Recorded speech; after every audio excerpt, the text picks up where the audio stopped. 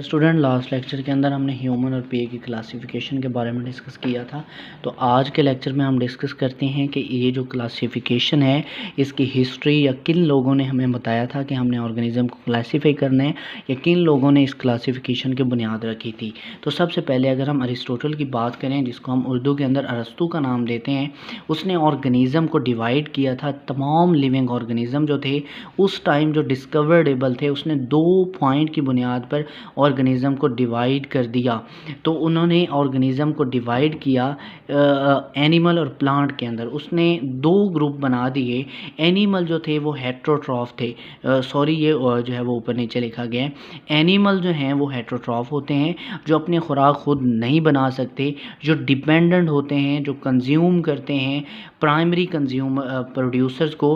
और अगर हम प्लांट की बात करें, जो दूसरा ग्रुप था वो ऑटोट्रॉफ था, और हम पहले लेक्चर के अंदर डिस्कस कर चुके हैं और कि 1.5 मिलियन एनिमल इस अर्थ के ऊपर प्रेजेंट हैं और 0.5 मिलियन जो है वो प्लांट प्रेजेंट है according to 9th class book. और उसके बाद अगर हम दूसरे साइंसदानों का कुछ नाम देखें जिन्होंने क्लासिफिकेशन के अंदर बहुत ही ज़्यादा इंपॉर्टेंट रोल प्ले किया, तो उसके बाद है अरिस्टोटल के बाद अबू उस्मान उमर अलजेज जो है, ये एक साइंसदान थे। इन्होंने 350 एनिमल्स के बारे में डिस्कस किया था। इन्होंने 350 एनिमल्स की करैक्टरिस्टिक को जो है वो डिस्कस किया था। इनकी एक बुक थी, उस बुक के अंदर इसने 350 ऑर्गेनिज्म को, उनकी करैक्टरिस्टिक को बयान किया था। और उसके साथ साथ इन्होंने बहुत ज़्यादा स्टडी किया था आंट्स की लाइफ को, चींटियों की लाइफ को इसने बहुत ज़्यादा जो है वो डिस्कस किया था। उसके बाद हम देखें, इब्न रुश्द एक साइंसदान थे और उन्होंने ट्रांसलेट किया था अरिस्टोटल की एक बुक थी जिसका नाम था दी अनीमा। उन्होंने इसको ट्रांसलेट किया था अरेबिक के अंदर दी सोल। उन्होंने उस बुक का नाम रखा था दी सोल। ऑर्गेनिज्म जो है वो उसकी क्लासिफिकेशन थी उसके अंदर एनिमल की, जो अरिस्टोटल ने इंग्लिश के अंदर लिखी थी। इब्न रुश्द ने जस्ट एक काम किया था कि अरिस्टोटल की बुक को उठाया, दी अनीमा को उठाया और उसको अरेबिक लैंग्वेज के अंदर कन्वर्ट कर दिया।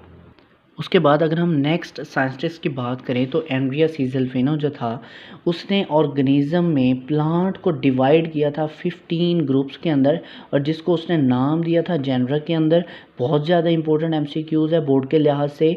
ऑर्गेनिज्म में जो प्लांट थे, उसने उन प्लांट्स को, जस्ट एनिमल को उसने कुछ नहीं कहा, बल्कि उसने प्लांट के जो ग्रुप थे, प्लांट के जो सारी की सारी स्पीशीज़ थी, उन्होंने उसको 15 यानी 15 ग्रुप्स के अंदर डिवाइड कर दिया और उन 15 ग्रुप का उसने नाम रखा जेनरा।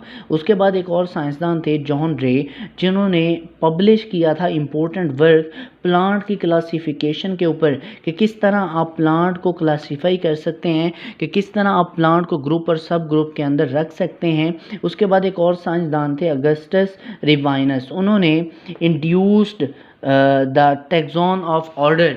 उन्होंने ऑर्डर यानी हम देखते हैं कि लैडर हम एक टैक्सोनॉमिक हायरार्की के अंदर जो देखते हैं, यानी किंगडम के बाद जो फाइलम है, उसके बाद क्लास है, ऑर्डर है। ये जो ऑर्डर का टैक्सॉन था, ये इंड्यूस्ड किया था, डिस्कवर किया था, इन्वेंट किया था अगस्टस रिवाइनस ने।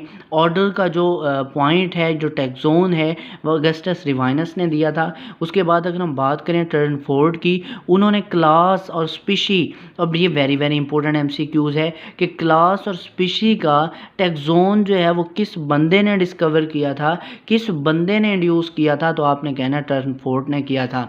उसके बाद अरेंस्ट हैकल की बात करें, उन्होंने 3 किंगडम क्लासिफिकेशन सिस्टम को डिस्कवर किया था। इसी तरह बहुत सारे आगे साइंसदान हैं जिनकी हम डिस्कवरी जो है वो डिस्कस करेंगे और किस तरह उन्होंने जो है वो क्लासिफिकेशन के अंदर इंपॉर्टेंट रोल प्ले किया।